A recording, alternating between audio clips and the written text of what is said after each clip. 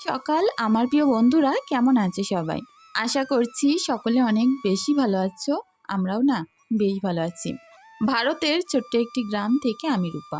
Blogger রূপা চ্যানেলে সকলকে স্বাগত জানিয়ে আজকের ব্লগটি শুরু করছি। প্রত্যেক দিনের মতো আজকের সকালটা কিন্তু একটু অন্যরকম ছিল। রোদ্দুরটা তো ছিলই না, পুরো মেঘলা, তার সঙ্গে ঝড়ো হাওয়া। মনে হচ্ছিল এক্ষুনি ঝড় উঠবে, তা নয় বৃষ্টি নামবে। এই দেখে তো আমি ভাবলাম যে বাইরের কাঠকুটো তো আজ তুলতেই হবে, কিন্তু সারা দিনটা এরকম একটা ঘোমটা দিয়ে বসে থাকার মতো অবস্থা। রোদ্রের তো কোনো পাত্তাই নেই। তো অনেক কাঁচা ধোয়ারও ছিল, সেগুলো করতে গিয়ে আমার অনেক অসুবিধা হয়েছে। তো চলো একে একে সব কিছুই শেয়ার করব। আগে ঘরটা সুন্দর করে গুছিয়ে নিই। তো এই যে বেডশিটটা, এটা প্রচুর পাতলা আর অনেক মোলাম। বেডশিটটা না কালারটা একটু হালকা, তারপরে অনেক দিন ধরে ইউজ করার পরে এটা আরও হালকা আর কালারটাও বেশ হালকা হয়ে গেছে। তবে কি জানো তো, পাতলে একটা আলাদা রকম শান্তি লাগে। দেখবে এই গরমের সময় নরম একদম সুতির যে জিনিসগুলো হয় সেগুলোই কিন্তু আমরা বেশি আরাম পাই। যেমন জামা কাপড় তেমন বেডশিট, এরকম জিনিস আর কি। তো খাটের তলায় কতগুলো নোংরা ঢুকে গেছে দেখো। তো যাই হোক, এগুলো পরিষ্কার করে নিতে হবে। প্রত্যেক দিন পাখা চলে আর বাইরের যে ধুলোগুলো সেগুলো কিন্তু আস্তে আস্তে খাটের তলায় চলে যায়। তো সুন্দর করে ওই ঘরটা পরিষ্কার করলাম, চলে আসলাম পাশের ঘরে। আর এই ঘরটাও গুছিয়ে নেব। ঈদের আগে ভাবছি কোনো একটা ঘর সুন্দরভাবে ডেকোরেশন করে নেব। দেখা যাক কোন ঘরটা করে নিতে পারি। ইচ্ছে তো অনেক কিছুই আছে, তো কোনটা করব বুঝতে পারছি না। সুন্দর করে খাটটা পরিষ্কার করে দিলাম। দেখো ছোটোখাটো জিনিসও কিন্তু একটু যদি গুছিয়ে গাছিয়ে রাখা যায়, ঘরটা কিন্তু আলাদা রকম সুন্দর লাগে। তো এই ঘরে তো পুরো প্রত্যেক দিন সকালবেলা করে জামা কাপড়ের পাহাড় লেগে থাকে, সেগুলোকে পরিষ্কার করে সুন্দর করে গুছিয়ে নিতে হয়। তো যে ক্যাবিনেটটার ভিতরে রাখি সেটার জামা কাপড় একটু পরিষ্কার পরিচ্ছন্ন করে বার করে ঠিক করে তারপরে আবার এগুলো রাখতে হয়। যার যার জামা কাপড় আলাদা জায়গায় না রাখলে কিন্তু পরে খুঁজে পাওয়া যায় না। ওই কারণে বার করে করে ঠিক করে করে আমাকে রাখতে হয়। তো চলো আগে ছোট্ট ছোট্ট ঈশার জিনিসপত্র, তারপরে সিমরানেরগুলো এভাবে আলাদা করে করে রাখি। তারপরে আমার ওড়না নাইটি এগুলো ভাঁজ করে করে রাখবো। তো এরকমভাবে সাজিয়ে রাখলে খুঁজতেও যেমন সুবিধা হয়, আবার কি বলো তো দেখতেও কিন্তু ভালো লাগে। ছোট বড় একসঙ্গে মিলিয়ে মিশিয়ে রাখলে একটা টানলে কিন্তু 10টা হুড়িয়ে যায়। নাথ প্রোফাইল থেকে বোন বলেছ তোমার বাড়ি কোথায়? আমার বাড়ি উত্তর 24 পরগনার বসিরহাটে। ফুলমণি বোন বলেছ সব জিনিসগুলো অনেক সুন্দর হয়েছে। অনেক ভালোবাসা রইল ফুলমণি বোনের জন্য। ডালিয়াস ব্লগ প্রোফাইল থেকে বোন বলেছ আজকের ভিডিওটা খুব সুন্দর হয়েছে। অনেক ভালোবাসা রইল ডালিয়া বোনের জন্য। বান্দিতা মাদার ব্লগ প্রোফাইল থেকে বোন বলেছ কেনাকাটাগুলো অনেক সুন্দর হয়েছে, লাইক দিয়ে পাশেই থাকলাম। অনেক ভালোবাসা গো। সবাইকে অনুরোধ রইল প্লিজ ভিডিওটি দেখে যদি কোনো অংশে একটু ভালো লাগে একটা লাইক করে দিও। ইসলামিক ক্লিপ প্রোফাইল থেকে বোন বলেছ দিদি 2 বছর হলো তোমার ভিডিও দেখছি, তবে এই যে রমজান মাসের কেনাকাটার ভিডিও, শপিং ভিডিও এই প্রথম দেখলাম, অনেক ভালো লাগলো। অনেক ভালোবাসা রইল বোনের জন্য। এমডি ইয়ামিন প্রোফাইল থেকে বোন বলেছ দিদি লাইক দিয়ে চলে আসলাম, পুরো ভিডিও দেখলাম, রান্না বান্না শপিং ভিডিও অনেক ভালো লাগলো। অনেক ভালোবাসা রইল যে আমার কাজকর্ম তোমাদের যে একটু ভালো লাগে শুনে। সঞ্জয় মণ্ডল প্রোফাইল থেকে বোন বলেছ দিদি তোমার শোকেজের স্টিকারের লিঙ্কটা দাও। তো আমি খুঁজে বার করব, করে আমি যে পোস্টগুলো করি ফটো তার উপরে আমি দিয়ে দেব। আর শোকেজের ছবিও দেব, তাহলে তোমাদের বুঝতে সুবিধা হবে। ভালোবাসা রইল বোনের জন্য। জ্যোৎস্না কারিগর প্রোফাইল থেকে বোন বলেছ কাল আমার মেয়ের আর মেয়ের বাবার জামা কাপড়গুলো কেনা হয়েছে, আমারগুলো এখনও হয়নি। তো আমারটা বাকি আছে। আমারও না প্রথম দিন হয়নি, কারণ এখন দোকানে যা পরিমাণে ভিড়, একটা জিনিস দেখতে গেলে তো অনেক সময় দাঁড়িয়ে থাকতে হচ্ছে, আর তার সঙ্গে ভালো জিনিস মিল করাই দুষ্কর। যদি প্রথম 1-2 রোজার দিকে যাওয়া যায় তখন ভিড়টাও কম থাকে। আর এই টাইমে গিয়ে ঈদের এত পরিমাণে প্রত্যেকটা দোকানে ভিড় তোমাদের কি বলবো। আমাদের এখানে যে শপিং মলগুলো আছে সেখানেও তো পুরো পা দেওয়া যাচ্ছে না, পুরো ভিড় আর ভিড়। তো আজকে হচ্ছে 25 রোজা। আজকে কিন্তু আমার জামা কাপড়গুলো কেনাকাটা আমি কমপ্লিট করেছি। আর এদিকে দেখো হাঁসেদের খেতে দিয়ে দিলাম। আমার একটা হাঁস নতুন ডিম পেড়েছে, এখন ডিমটাকে ধুয়ে তুলে রেখে দেব। তো হাঁসের ডিম খেতে কিন্তু অনেক মজা। আমি হাঁস পুষি, আমার অনেক ভালো লাগে। হাঁসের ডিম খাওয়া যায়, বাড়ি থেকে না কখনোই ডিম শেষ হয় না। রোজ যদি 2টো করেও পারে, মাসে কিন্তু 7টা ডিম। তো যাই হোক, অনেকখানি হয়। আর আমাদের বাড়িতে যেহেতু সবসময়ই অল্প অল্প ডিম লাগে, তো ওর থেকেই হয়ে যায়। চলো এখন রাজহাঁসগুলোকে ছেড়ে দিই। আর রাজহাঁস যখন ডিম পারবে তোমাদেরকে দেখাবো কত বড় বড় সাইজের ডিম পারে। তো তার সাথে আমার মুরগিটাও কিন্তু এখন ডিম পারে। এই প্রায় 4 মাসের বেশি হয়ে গেল এই মুরগিটা এখনও পর্যন্ত একদিন কামাই করেনি, প্রত্যেক দিনই ডিম পারে। তো গ্রামে থাকার এই সকল সুবিধাগুলো কিন্তু আছেই। দেখো ওরা কত সুন্দর এখন স্নান করছে। এদের পিছনে যে খুব বেশি খাটনি সেটা না, শুধু 1 গামলা কুড়ো আটা দিয়ে সুন্দর করে মাখাও আর ওইগুলো খেতে দাও, তার মধ্যে এরা খেয়ে দিয়ে একদম পুকুরে নেমে পড়বে, আর সারাদিন কিন্তু ওপরে উঠবে না। আর আমাদের বাড়ির চারিদিকে যেহেতু বিল, হাঁস কিন্তু ছাড়ার কোনো রকম অসুবিধা নেই। চলো এখন এতগুলো বাসন মাজবো, তারপরে জামা কাপড় কাচবো। ঈদ তো চলেই এসেছে, তো এখন থেকে টুকটাক করে সমস্ত কাজকর্মগুলো করে নিতে হবে। আর 1 গামলা পানি নিয়ে নিলাম, এগুলোর ভিতরে সার্ফ বেশি দিয়ে একটু মাখিয়ে নেব। আর আমার এই যে ব্লু কালারের বেডশিটটা, এটা দেখতেও যেমন একদম হালকা পাতলা, কাচতে ধুতেও না কোনো রকম অসুবিধা নেই। আর এই সকল বেডশিটগুলো যতই নোংরা হোক হালকা একটু সার্ফের পানিতে মাখিয়ে দিলেই না একদম সুন্দর পরিষ্কার হয়ে যায়। তো যাই হোক, অনেকে আবার বলবে যে দিদি তুমি মাখিয়ে কেন বলেছ। তো আমরা এরকম ভাষা জানো তো আমাদের এখানে, যার কারণে ওই বেরিয়ে যায়। তো হাঁসগুলো দেখো কত সুন্দর খেলা করে বেড়াচ্ছে। পুকুরের পানি কিন্তু একদম কমে এসেছে, একদম অল্প হয়ে গেছে। তারপরেও আমাদের এই পুকুরটা ছেঁচলেও না পানি এর থেকে ফুরায় না।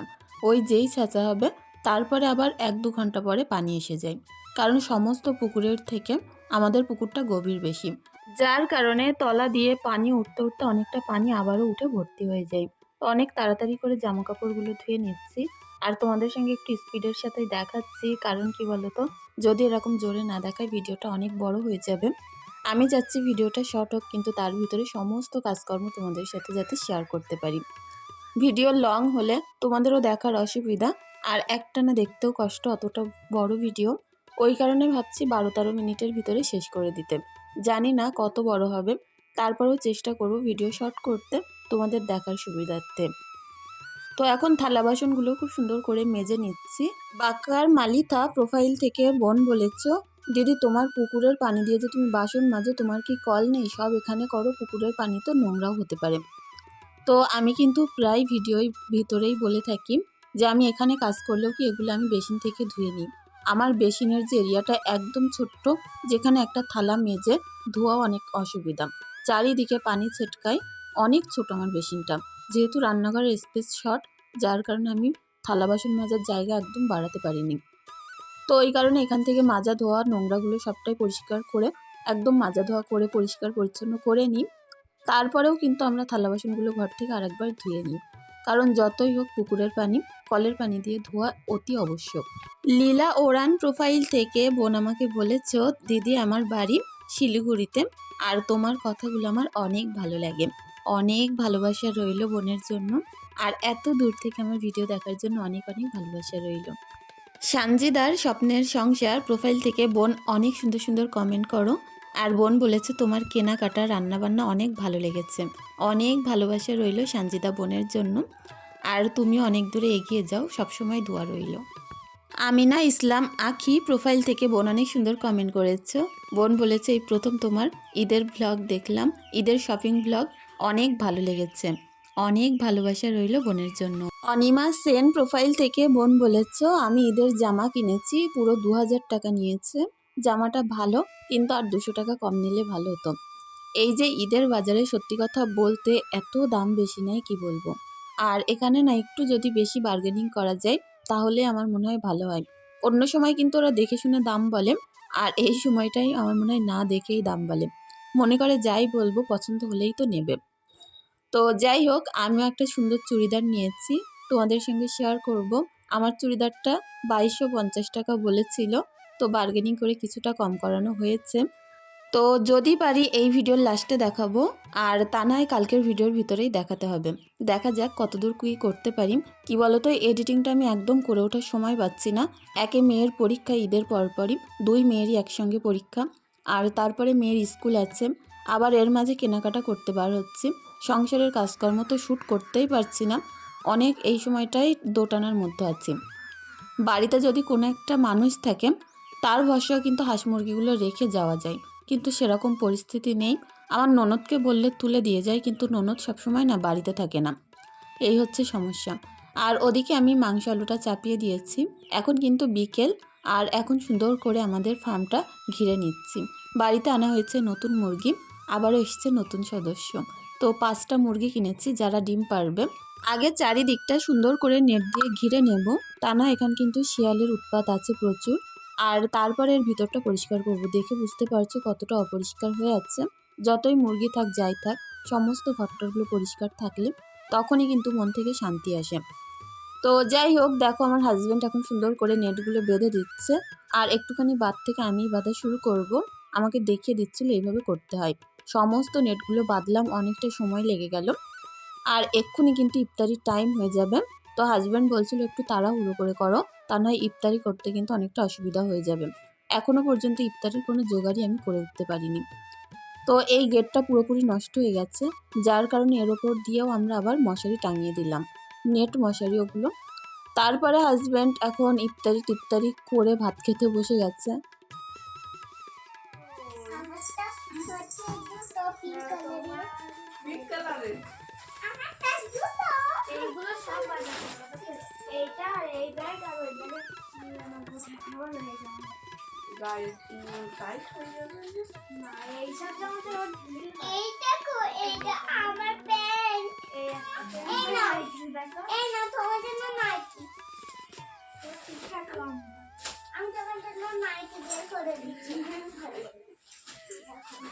এই দুটোতে কোনটা নেবো দেখো, এইটা পিসি আছে এই সামনে বড় হয়ে যাবে না, না ঠিক হবে, বড় হবে এখন ওই কিসের চেতে ওই আর এটা হচ্ছে আবুলে এরকম, এটা পাগলের মনে।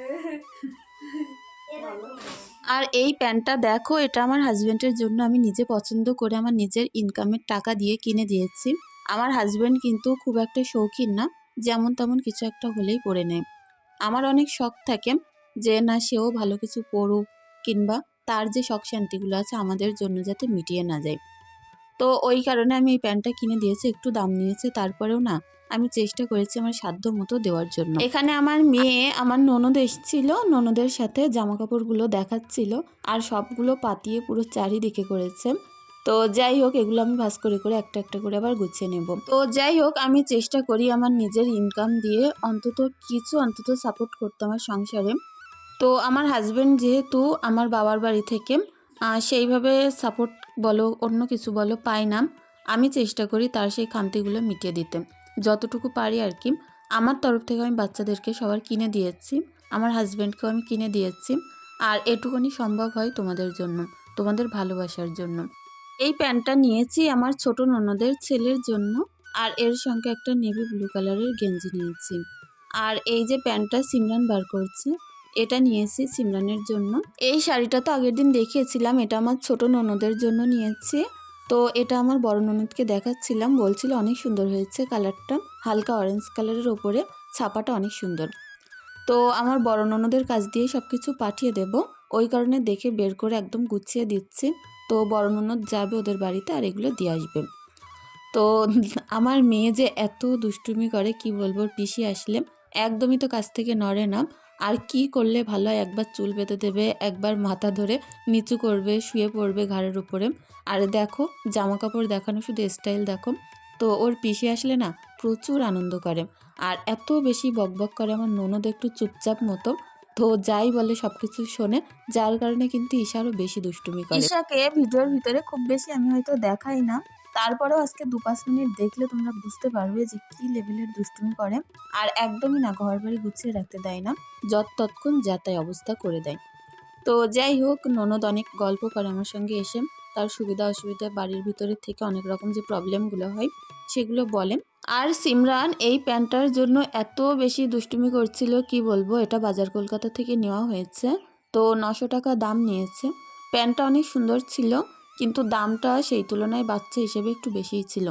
আমি তো চাচ্ছিলাম একটু কমের ভিতরে নিক, কিন্তু ও পছন্দই করছিল না। 2 দিন ধরে বাজারে গিয়ে ফিরে এসেছি। আর এখানে এই যে ছোট ননদের মেয়ের জন্য জামা নিয়েছি, ওরা গোল জামাই বেশি পরায়, যার কারণে এরকম গোল জামা। আর ছোট ননদের ছেলের জন্য এই গেঞ্জি আর এই প্যান্ট নিয়েছি। যার যার জন্য যা কিছু কিনে নিয়েছি কালকের ভিতরে ভাবছি দিয়ে শেষ করে ফেলবো, তা না হয় পরে গিয়ে অসুবিধা হয়ে যাবে। তো ঈদও চলে এসছে সামনে, আর দেরি করলে হবে না। এটা আমার মাকে দিয়ে দেব, সকালবেলা আমার মা আসবে এই বাড়িতে, আসলে তারপরে দিয়ে দেব। তো চলো আমার চুড়িদারটাও তোমাদের সঙ্গে এখন শেয়ার করি। তো এই হলো আমার চুড়িদার, আর এটা হচ্ছে বেবি পিঙ্ক কালারের ওপরে হালকা পাথরের কাজ করা আছে। এত সুন্দর সফট কাপড়টা, আর এটা না একটু চাকচিক্য টাইপের কাপড়। এটা হচ্ছে পাকিস্তানি চুড়িদার, পাথরের কাজ করা, কিন্তু কাপড়টা খুব সফট। আর এটা না অনেকটাই লং, বলতে পারো পা ছাড়া ওই 4-5 আঙুল মতো একটুখানি উঠে আছে। এইবার ঈদে হাজব্যান্ডের পকেট ফাঁকা করে কিন্তু হাজার হাজার টাকার অনেক জামা কাপড় কিনলাম। আর আমার হাজব্যান্ড বলেছিল যে এইবার ঈদে তুমি যেইটাই চাইবে তোমাকে সেইটাই কিনে দেবো। তো আমি মোটামুটি এই যে রিজনেবল প্রাইজের ভিতরেই নিয়েছি, খুব বেশি দামি জামা কাপড়ের ওপরে যায়নি। এইবার ঈদে যে জামাগুলো উঠেছে এত বেশি কাজ করা, ভারী ভারী, আর পাথরের কাজ না, সুতোর কাজ, কিন্তু প্রচণ্ড পরিমাণে একটা কি অবস্থা লাগছে জানো, জামাগুলোর কি পরিমাণে বিক্রি হচ্ছে। আমার একটু সিম্পলই ভালো লাগে, যার কারণে আমি সিম্পলের ওপরেই নিলাম। তো যাই হোক, তোমাদের কেমন লেগেছে কমেন্ট করে জানিও। আজকের ভিডিওটি বন্ধুরা এখানেই শেষ করছি, সকলে অনেক ভালো থেকো।